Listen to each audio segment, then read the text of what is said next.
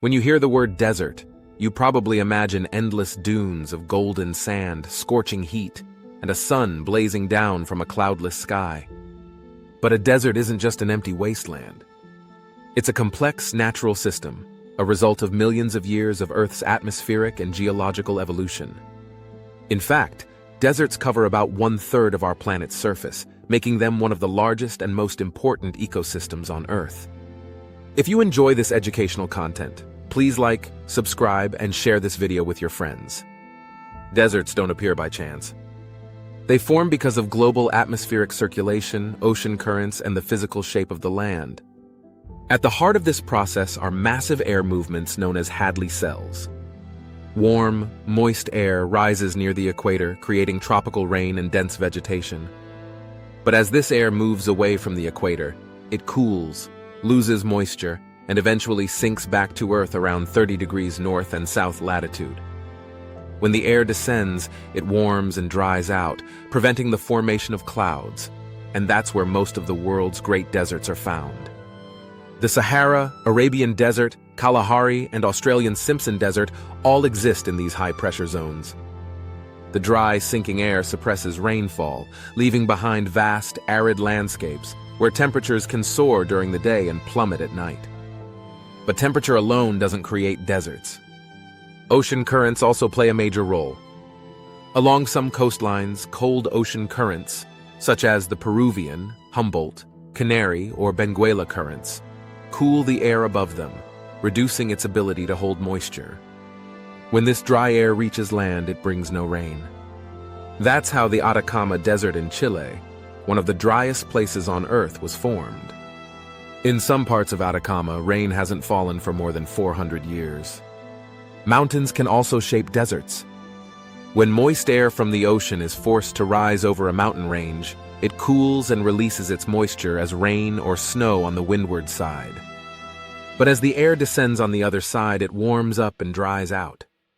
This phenomenon, called the rain shadow effect, creates deserts like the Mojave in the United States or the Gobi in Asia.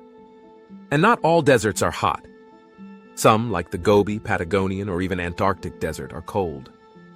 The Antarctic is actually the largest desert on Earth, not because of heat, but because it receives less precipitation than any other place on the planet. In the end, every desert, whether icy or burning hot, shares one defining feature: a lack of water. They are the planet's dry lungs, constantly expanding and contracting with every shift in climate and air circulation. The story of desert formation goes far beyond dry winds and sunlight. It's a symphony of atmospheric, oceanic, and geological forces working together to create some of the harshest environments on Earth. One of the key drivers is the temperature of the oceans. Cold ocean currents cool the air above them, making it dry and unable to hold moisture. When this air moves over land, it creates a zone of permanent drought. The Atacama Desert is the perfect example. Fed by the cold Humboldt current, it's so dry that some weather stations there have never recorded rainfall. In southern Africa, the Benguela current has a similar effect.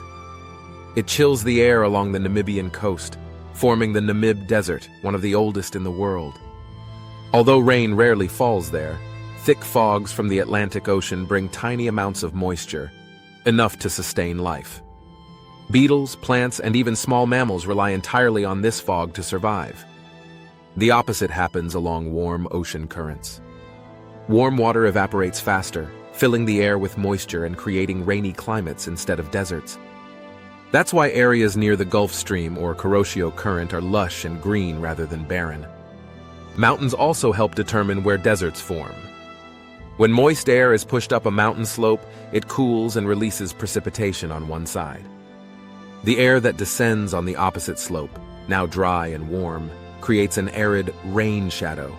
This explains why deserts like the Mojave and Great Basin lie just east of the Sierra Nevada mountains in North America. Similarly, the Gobi Desert exists because the Himalayas block humid monsoon air from the Indian Ocean. Another factor is distance from the sea. The farther inland you go, the less oceanic moisture is available. Central Asia, thousands of kilometers from the nearest coast, contains some of the most extreme continental deserts on Earth, where rainfall is virtually non-existent. But deserts are not static. The landscape itself is constantly changing. Wind erodes rocks, carries sand, and reshapes dunes day after day. Temperature extremes, scorching heat by day and freezing cold by night, break down rock into dust and fine grains of sand. Over time, entire seas of dunes move across the land, reshaping it continuously. Every one of these forces, air circulation, ocean currents, topography, and temperature, works together to form deserts. It's not a random process. It's the result of Earth's natural balance, a fragile yet powerful system that defines the boundaries between life and desolation. At first glance, a desert looks lifeless, an endless, silent wasteland of rock and sand. But appearances are deceiving. Deserts are teeming with life, hidden beneath the surface or active only when the sun goes down. Every living thing here has adapted to survive in conditions that would be fatal anywhere else on Earth. Plants are the first line of survivors. Known as xerophytes, desert plants are masters of water management. Cacti, agave, and aloe store water in their thick, fleshy tissues. Their leaves have evolved into spines to reduce water loss and protect against animals. Some, like acacias or tamarisks, send roots deep underground, sometimes over 30 meters, to reach hidden water reserves. Other plants take a different approach. Their seeds can remain dormant for years, waiting patiently for a single rainstorm.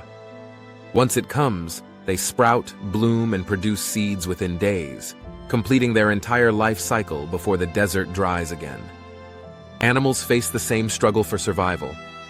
Most are nocturnal, avoiding the intense heat of the day. Camels, the ultimate desert survivors, store fat in their humps, which can be converted into energy and water. They can endure 2 weeks without drinking and lose up to 25% of their body water, a fatal loss for most mammals. The fennec fox, with its enormous ears, dissipates heat efficiently and hunts under the cool cover of night. Snakes, lizards, scorpions, and beetles all hide underground during the day to escape the heat.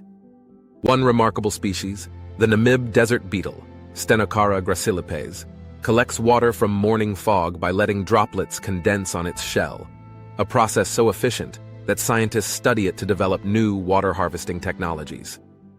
Life also thrives below the surface. Burrows provide refuge from extreme temperatures and dehydration.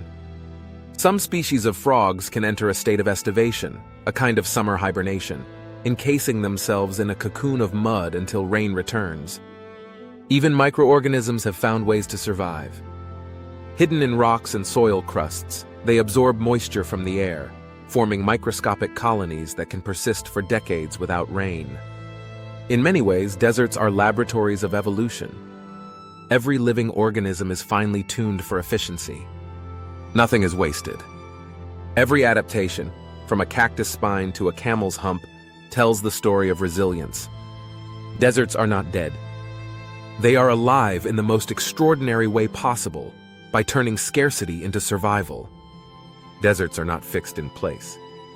Their boundaries shift constantly, expanding and contracting with the changing climate. For most of Earth's history, this happened naturally, through variations in temperature, rainfall, and ocean currents. But today, humans have become the main force driving desert expansion.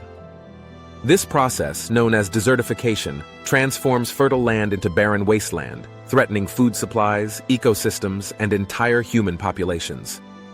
Desertification begins when land is overused, through deforestation, overgrazing, or unsustainable farming. Without vegetation to hold the soil together, wind and erosion strip away the fertile top layer. Water runs off instead of soaking into the ground. Over time, the land loses its ability to sustain life. According to the United Nations, up to 40% of Earth's land area is affected by desertification, endangering the lives of over 2 billion people. The most dramatic example is found in the Sahel region of Africa, south of the Sahara. Every year, the desert advances several kilometers southward, swallowing farmland and forcing communities to migrate in search of food and water. In response, African nations launched the Great Green Wall Project, an ambitious plan to plant an 8,000-kilometer-long belt of trees and vegetation across the continent, from Senegal to Ethiopia. Its goal is to stop the spread of sand, restore soil fertility, and bring life back to dying lands. Early results show that it's working. In some areas, crops and wildlife have begun to return. China faces a similar challenge with the Gobi Desert. Massive reforestation efforts, known as the Green Wall of China, aim to stop sandstorms that reach as far as Beijing. Yet even large-scale tree planting can fail if it ignores the local ecosystem. Many species cannot survive in such arid conditions. True restoration requires understanding the land, not fighting against it. Global warming accelerates the process. As temperatures rise, evaporation increases, rainfall decreases, and weather patterns shift. Regions that were once fertile, such as southern Europe, the Middle East, and parts of Asia, are now facing prolonged droughts and soil degradation. In Spain, Greece, and Italy, scientists already observe desert-like conditions spreading each year. If current trends continue, large parts of the Mediterranean could resemble North Africa by the end of this century. But the story of deserts is not just about loss, it's also about adaptation and recovery. Countries that embrace sustainable agriculture, restore vegetation, and use water wisely are proving that desertification can be slowed or even reversed. In Niger, local farmers have revived millions of trees through natural regeneration. In Israel, innovative irrigation systems have transformed parts of the Negev desert into productive farmland. The lesson is clear: the fate of deserts is tied to our own. The more we respect the planet's balance, the better chance we have of keeping life thriving even in the harshest places on Earth.